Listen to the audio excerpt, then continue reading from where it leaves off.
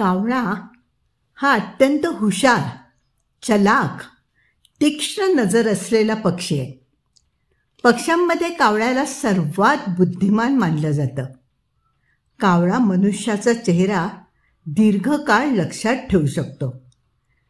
एवढे त्याच्यात गुण असूनही कावळा फारसा प्रिय पक्षी नाही आहे, म्हणजे घरात पाळला जाईल असा तो पक्षी नाही. कावळ्याला भारतीय संस्कृतीमध्ये खूप महत्त्व आहे. तो यमदेवाचा दूत मानला जातो आणि श्राद्ध कर्म करताना त्याला अन्न अर्पण करण्याची परंपरा आहे. धार्मिकदृष्ट्या कावळ्याला अन्न अर्पण केल्याने पूर्वजांना मोक्ष मिळतो अशी धारणा आहे. ही कल्पना पायाभूत घेऊन रत्नाकर मतकरी यांनी एक विलक्षण कथा लिहिली आहे. कथेचं शीर्षक आहे काकबळी. ऐकूया. काकबळी. लेखक रत्नाकर मतकरी. उंच आकाशातून कर्कश कावकाव ऐकू येते. उन्हात जळणाऱ्या तळपत्या निळ्या आकाशातून डोळे दिपवणारं ऊन, त्यात चमकणारं नदीचं पाणी, नदीच्या घाटाच्या पायऱ्या पाण्यात बुडाल्या आहेत. घाटावर रेतीत मांडलेले पाट, मधल्या मोकळ्या जागेमध्ये पेटवलेला अग्नी, त्याच्या भोवती सारं साहित्य मांडलेलं, फुलं, पिंजर, हळद, दर्भ, आणखी खूप काय काय वस्तू. थोड्या अंतरावर काकबळी ठेवलेले, पिंड, पिठाचे गोळे, त्यावर तुपाचा वास, थोडं दही, जवळ छोटी पिवळी ध्वजा. मंडई लांब उभी.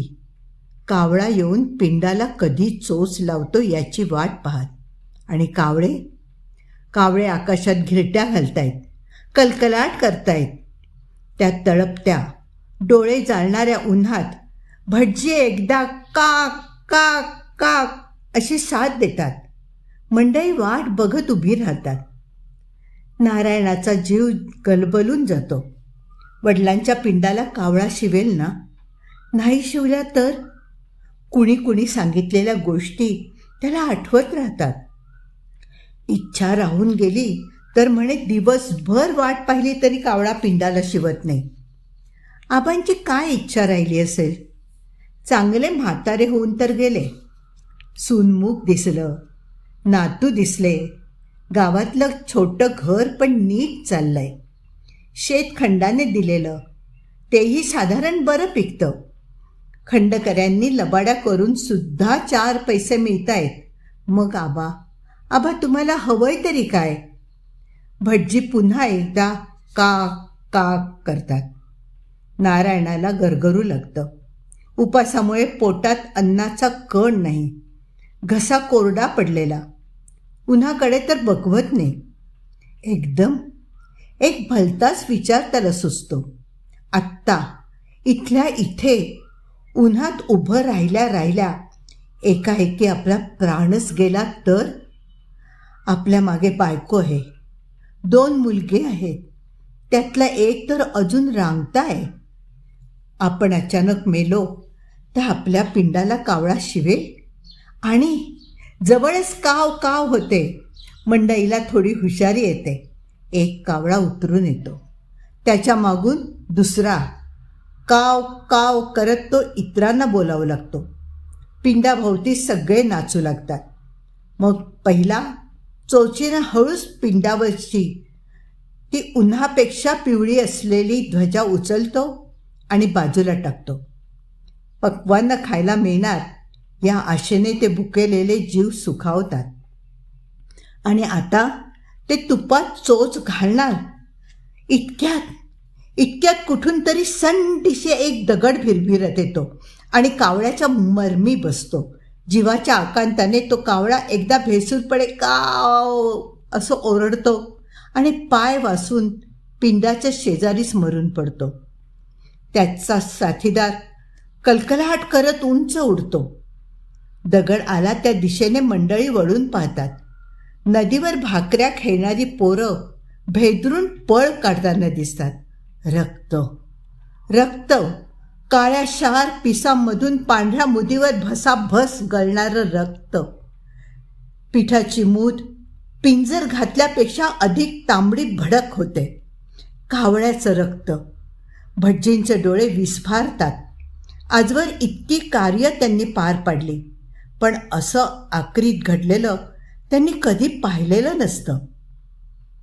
पिंड न्यायला कावळ्याच्या रूपाने आलेला पितर आणि हे काय भलतंच होऊन बसलं. पिंडावरून ओघळणारं रक्त पाहता पाहता नारायणाला भोवळ येते.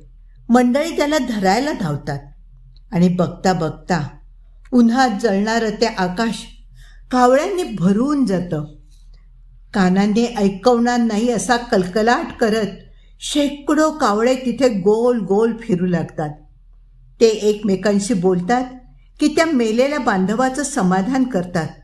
कुणास ठाऊक, पण तो कलकलाट एवढा भेसूर आणि कर्कश आहे की ऐकणाऱ्यांच्या छातीत धस्स होतं एवढं मात्र खरं. नदीच्या घाटावर त्या पेटत्या उन्हात मेलेल्या कावळ्यावरती त्या उंचावरच्या कावळ्यांच्या थव्याची एक दाट, करडी, अशुभ अशी सावली पसरते. मध्यरात्र. भकास करडं चांदणं बाहेर सर्वत्र पसरलेलं. कुठेही कसलाही आवाज नाही. वारासुद्धा निश्चित पडलेला.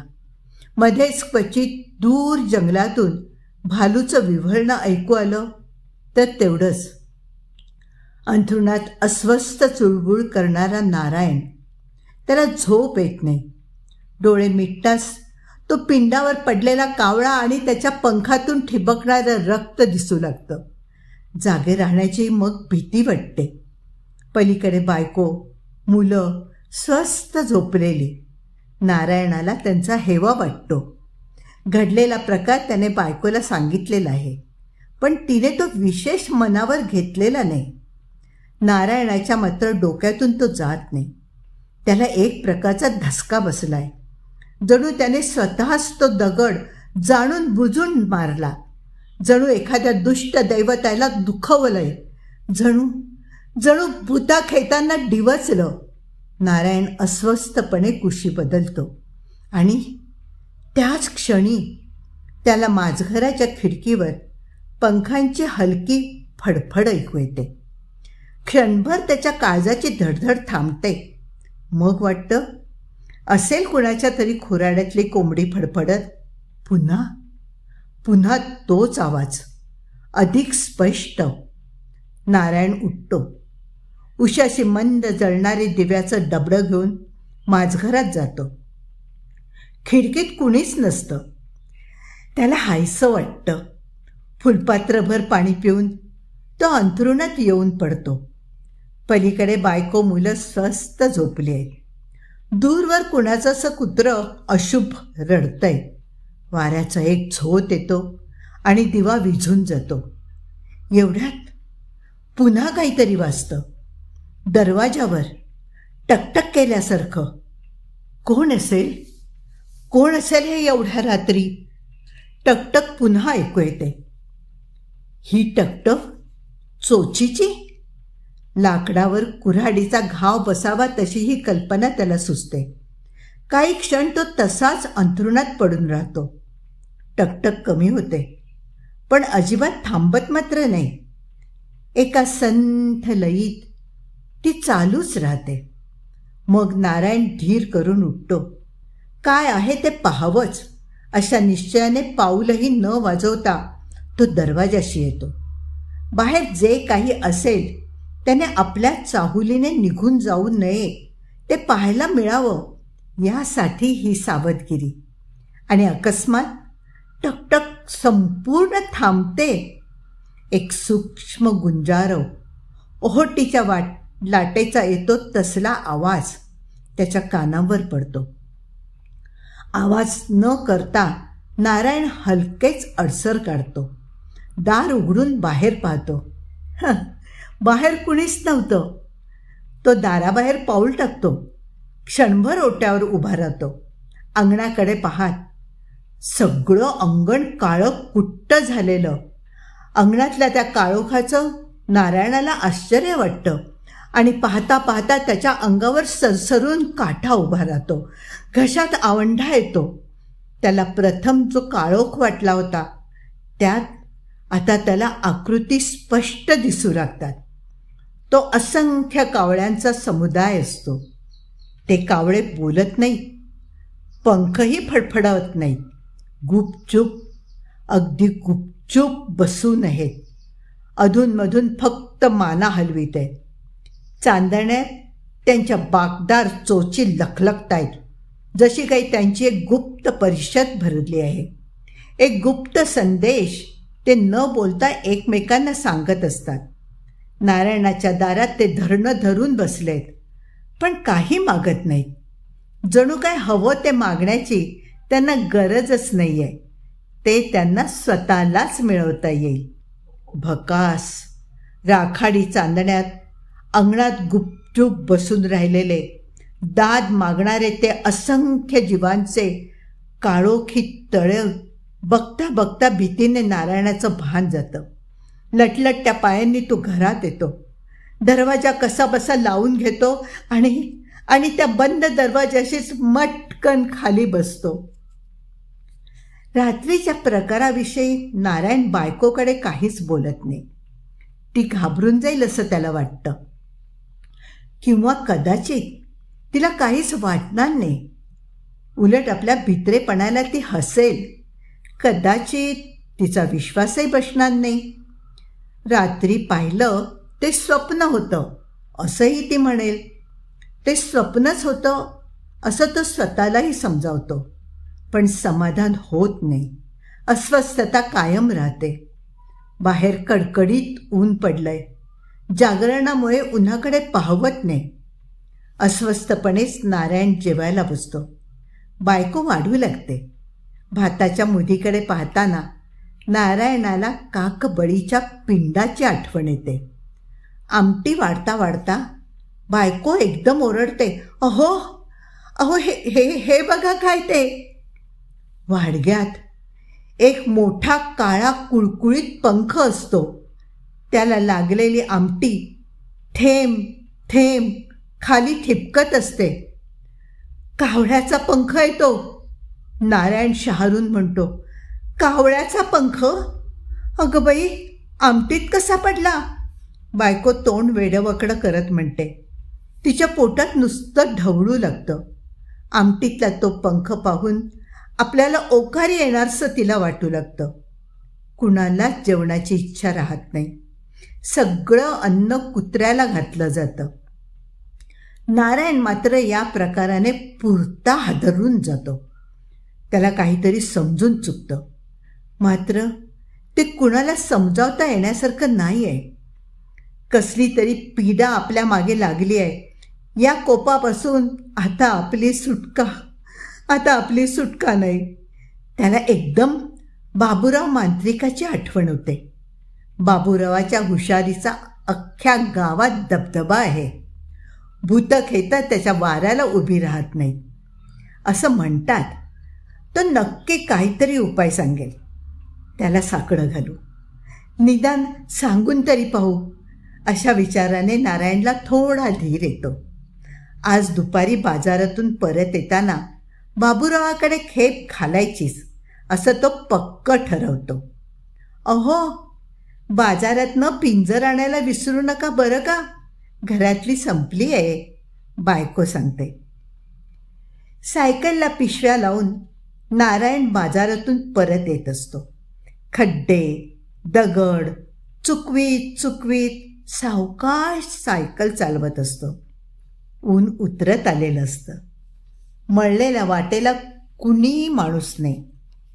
क्वचित चाललेल्या भारेवाल्या, दूर वावरामध्ये थोडीफार हालचाल. एवढी मोकळी वाट गेली की गाव लागणार असतं. रात्रीचा प्रकार नारायणाच्या मनात थोडा पुसट झाला आहे. छातीतला धमका थोडा कमी झाला आहे. बाबूरावाचाही थोडा आधार वाटतोय. आणि एकदम त्याचं लक्ष वरती जातं. तो दचकतो. एक कावळा त्याच्या डोक्यावरच घिरट्या घालत असतो. संथपणे संथपणे. नारायण घाबरतो. कावळा थोडा खालून उडू लागतो. नारायण सायकलचा वेग वाढवतो. कावळा नारायणच्या जवळून उडू लागतो. नारायणाला पंखाचा वारासुद्धा लागू लागतो. भीतीने त्याची छाती ताड ताड उडू लागते. कावळा त्याच्या अगदी कानाजवळून उडू लागतो. नारायण खिशातून रुमाल काढतो. तो कानावर बांधून घेतो. एवढ्यात त्याच्या दुसऱ्या बाजूने आणखीन एक कावळा उडू लागतो. नारायण सायकल भराभर मारू लागतो. हँडलवरचे त्याचे हात कापू लागतात. तांबडी वाट चाकाखालून भराभर संपत असते. वर 2 काळे शत्रू त्याचा पाठलाग करत असतात. सायकलचा वेग वाढतो तशी कावळ्यांची उडण्याची गती वाढते आणि एकाएकी नारायणाचा तोल जातो. सायकल एकदम रस्त्याच्या कडेच्या रिकाम्या वावरात जाते. वेळीच नारायण उडी टाकतो. सायकल खडखडत जाऊन पडते. पिशव्यामधलं सामान सगळं खाली मातीत पसरतं. मसाल्याच्या जिन्सांच्या पुड्या, मुलांसाठी आणलेल्या शेवगाठ्या, विड्याची पानं, पिंजर. कावळे खाली उतरून शेवगाठ्या पळवू लागतात. नारायण त्यांना हकलत नाही. उलट तो ती पुडी नीट सोडून त्यांच्या पुढे टाकतो. सायकल उचलतो आणि तिच्यावर टांग टाकून घाईघाईने निघतो. धुळीत पडलेल्या पिंजरेवरून सायकलच्या चाकाच्या खुणा उठत जातात. पण कावळे शेवगाठ्यांच्या मोहात गुंतत नाहीत. नारायणाची सायकल चालू होताच त्याच्याबरोबर निघतात. आणि कुठून कोण जाणे, त्यांना आणखीनही कावळे येऊन मिळतात. कावळ्यांची एक झुंडच्या झुंड त्याच्याबरोबर उडू लागते. क्षणाक्षणाला त्याच्या अधिकाधिक जवळ येते. घामाने चिकचिकलेले हात हँडलवरून निसटू लागतात. गळ्याशी हुंका दाटून येतो. कधी एकदा घर दिसेलसं त्याला होऊन जातं. नारायण संध्येतील नावं पुटपुटू लागतो. मोठ्यानं ओरडावं असं त्याला वाटतं. पण ऐकायला जवळपास कुणीही नसतं. गाव अजून मैलभर लांब असतं आणि कावळे. रुमालाची सुटलेली गाठ नारायण गच्च बांधतो आणि सायकल झपाटल्यासारखी हाणीत राहतो. पंखांची फडफड आता कानाशी वाजू लागते. शिवाय ते कावळे ओरडायलाही लागतात. का असा कर्कश ओरडा करत ती झुंड उडत राहते. नारायणाच्या खांद्यावर ओरखडल्यासारखं होतं आणि तो किंचाळतो, मोठ्याने किंचाळतो. इथेच तिठा असतो. डावीकडच्या आडव्या रस्त्याने एक बैलगाडी येत असते. किंकाळी ऐकून ती थांबते. नारायण धडपडत बैलगाडीशी पोचतो. सायकल वर चढवतो आणि धापा टाकत गाडीवाल्याला म्हणतो, मला घरी सोड, मला घरी सोड. माझ्या मागे कावळे लागलेत. गाडीवाला हसतो. कावळे? तो आश्चर्याने विचारतो. त्याला चेष्टा करण्याचा मोह होतो. पण नारायणाच्या अवतारेकडे पाहून तो आवरतो. नारायणाची भीती अजून कमी झालेली नसते. कावळे बैलगाडीचाही पाठलाग करतील असं त्याला वाटतं. पण गाडी सुरू होताच क्रॅक क्रॅक क्रॅक करत कावळे गाडीवर घिरट्या घालतात आणि मग जशी आली तशीच ती काळी झुंड कुठेशी निघून जाते. घर दिसू लागताच नारायण बैलगाडीतून उतरतो आणि सायकल हाताशी धरून चालू लागतो. घामाने त्याचं सबंध शरीर निथळत आहे. थकल्यामुळे एक एक पाऊल उचलत तो कुंपणाशी येतो. कुई आवाज करत काटेरी फाटक उघडतं. आत पाऊल टाकताच जे दृश्य नारायणाला दिसतं त्याने तो जागच्या जागी थिजून जातो. अंगणात गोधडीवर त्याचा रांगता मुलगा खेळतोय आणि त्याच्या चारी बाजूंनी 5-6 कावळे नाचतायत. बाळाला त्याची गंमत वाटते. मुठी हलवून तो त्यांना या या या करतोय आणि त्या गुटगुटीत गुलाबी अर्भकाच्या दिशेने आपल्या बागदार चोची हलवत ते कावळे हळू हळू पुढे सरकतायत. दुसऱ्या क्षणी नारायण भानावर येतो. धावतच जाऊन तो बाळाला उचलतो. कावळे उडून जातात. बाळाला घेऊन नारायण एका दमात पायऱ्या चढून घरात पोचतो. तिथे काम करणाऱ्या बायकोच्या अंगावर ओरडतो, बाळाला अंगणात एकटं टाकून आलीस तू? हां, काही समजतं की नाही? दिवस उजाडताना नारायण बाबूराव मांत्रिकाच्या घराची वाट धरतो. खरं तर त्याला काल रात्रीच जायचं होतं, पण रात्री आपली आणि आपल्या आड घरच्या मंडळींचं काय होईल याची त्याला शाश्वती नव्हती. बाबूराव आपल्या खोपटात डोळे मिटून बसलेला असतो. अधूनमधून उघड्या अंगावर बसणाऱ्या माशावारीत त्याचं ध्यान चाललेलं असतं. ध्यान संपताच त्याचं लक्ष नारायणाकडे जातं. त्याच्यावर नजर रोखून तो विचारतो, बामणा, संकटात इलस? नारायण सगळं समजावून सांगतो. बाबूरावचे पाय धरतो. ₹1.25 बाबूराव सांगतो. नारायण त्याच्या हातावर ₹1.5 ठेवतो. 4 आणे सुट्टे नसतात आणि असल्या कामात 4 आण्यांकडे पाहणं वाईट दिसेल म्हणून. सांचो ये, सगळा तयार ठेवतंय. बाबूराव त्याला आश्वासन देतो. भिया नको, निश्चिंत रह, काय नाही होऊचा रे, असा धीर देतो. कधी एकदा संध्याकाळ होते असं नारायणाला होऊन जातं. सूर्य कासराभर वर असतानाच तो बाबूरावाच्या घरी जातो. बाबूरावाचा जख्ख म्हातारा चुलता दारू तर्र होऊन खळ्यात बसल्या बसल्या जगाचा उद्धार करत असतो. बुजत बिस्कत नारायण आत जातो. इलस बामणा, बस. काळोखातून आवाज येतो. जमिनीवर टाकलेल्या एका पोत्यावर नारायण बसतो. गे, द्रोण हाड, बाबूराव आज सांगतो. आतून कळकट लुगडं गुंडाळलेली, तोंडावरून पदर ओढून घेतलेली बाई द्रोण घेऊन बाहेर येते. त्यात लिंबा एवढी भाताची मूद आहे. तिच्यावर पिंजर लावलेली आहे. आणखीन काय काय आहे ते काळोखात नीटसं कळत नाही. रातचो चंद्र उगवताच्या पहिले तिठ्यावर जा. थैच्या पिंपळाखाली ह्या ठेव, बाबूराव सांगतो. त्याची नजर नारायणावर रोखलेली राहते. साध्यासुध्या नाही ह्या, मंतरलेला असा. कसली काय आतली भायली बाधा असात तर राहूचीच नाही. आणि पानने एक निवेदाचा, खीर कर आणि वडे थंय ठेव. कावळ्यांका खाऊक घाल.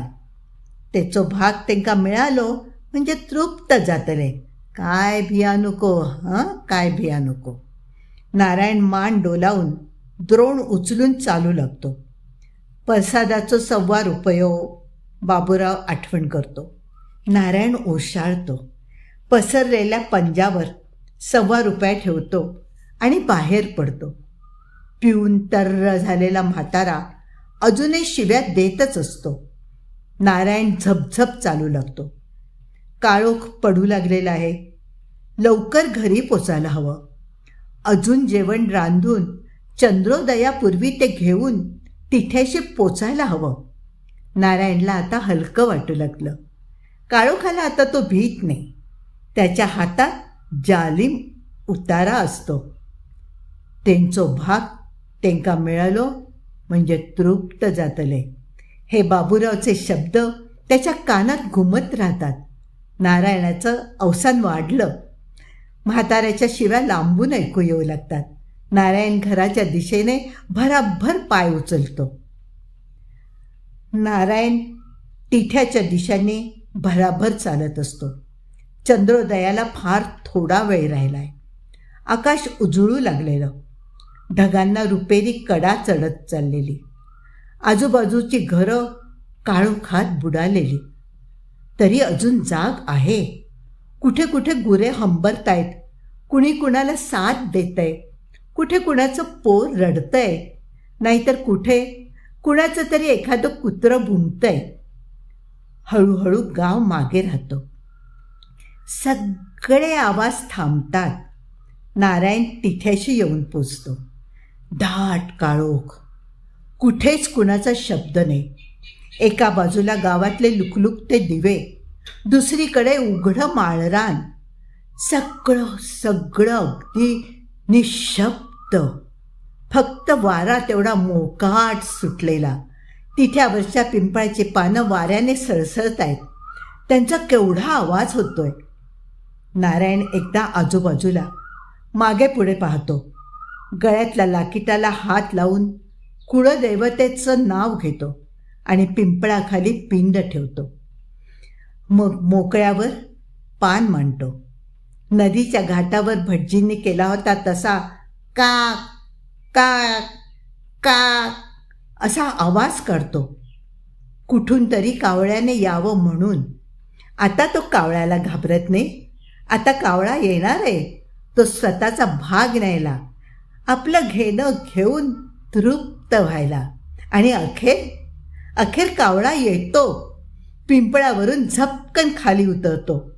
त्याच्या मागून दुसरा, त्याच्या मागून तिसरा, चौथा, पाचवा. कावळेच कावळे, कावळेच कावळे. नारायण किंकाळी फोडतो. एक प्रचंड वेदना, तिच्या मागून दुसरी. कळा, असह्य कळा, कळा कळा. इंचावर डंख, डंखावर डंख, फडफडाट. चोची चोची, चोचीवर चोची. आणि मग लाल लाल काळोख, काळोख, लाल काळोख. चंद्र उगवतो. नारायणाची बायको रात्रभर जागून नवऱ्याची वाट पाहते. आपण कुठे जातोय हे घाईघाईने त्याने नीटसं सांगितलेलं नसतं. सांगितलेलं सगळंच तिला नीट समजलेलं नसतं. फक्त बाबूराव मांत्रिकाचं नाव त्याच्या बोलण्यात आल्याचं तिला आठवतं. भीतीने आणि काळजीने सगळा जीव गोळा करून पाय पोटाशी घेऊन ती रात्रभर जागत बसते. पहाट होताच ती बाबूरावाचं घर गाठते. तो तिला घेऊन तिथ्यावर जातो. तिथे पिंपळाखाली एक देह पडलेला असतो. त्याचं मांस इतक्या ठिकाणी तोडलेलं आहे की तो ओळखणंही कठीण जातं. सगळा देह रक्ताने लडबडलेल्या पिसांनी झाकलेला आहे. पिसं, काळी भोर, चकचकीत पिसं, रक्ताने लडबडलेली पिसं, काळी भोर पिसं. कथा इथे संपली आहे. पण मतकरींच्या कथेचं हेच वैशिष्ट्य आहे की त्यांची कथा आपल्याला विचार करायला प्रवृत्त करते. कथा संपली, पण माझ्या मनात काही विचार आले. मतकरींनी कावळ्याबद्दलचे जे समज आहेत त्यांचा अत्यंत चपखल उपयोग ह्या कथेमध्ये केला आहे. संपूर्ण कथा संभवाच्या पायावर उभी आहे. कुठेही असंभव असं काही वाटत नाही. त्यातील काही प्रसंग तर आपण पाहिलेले, ऐकलेले, अनुभवलेले आहेत. पिंजर हे सौभाग्याचं प्रतीक मानलं जातं, शुभ मानलं जातं. पिंडाच्या मुदीवर रक्त पडल्यावर ती मूद पिंजर घातल्यापेक्षा अधिक तांबडी होते. घरातली पिंजर संपली आहे म्हणून बाजारात जाणाऱ्या नारायणाला बायको पिंजर आणायला सांगते. सायकल पडल्यावर पिंजर मातीत पडते, त्यावरून सायकलचं चाक जातं. अशा प्रतीकांमधून मतकरी आपल्याला निश्चित अशा शेवटाकडे नेत जातात आणि आपण नकळतपणे त्या शेवटाच्या वाटेकडे चालत जातो. तुम्हालाही ह्या कथेमधील आणखीन काही बारकावे लक्षात आले असतील तर नक्की कॉमेंटमध्ये लिहा. रत्नाकर मतकरींच्या कथा नेहमीच विचारांना प्रवृत्त करतात.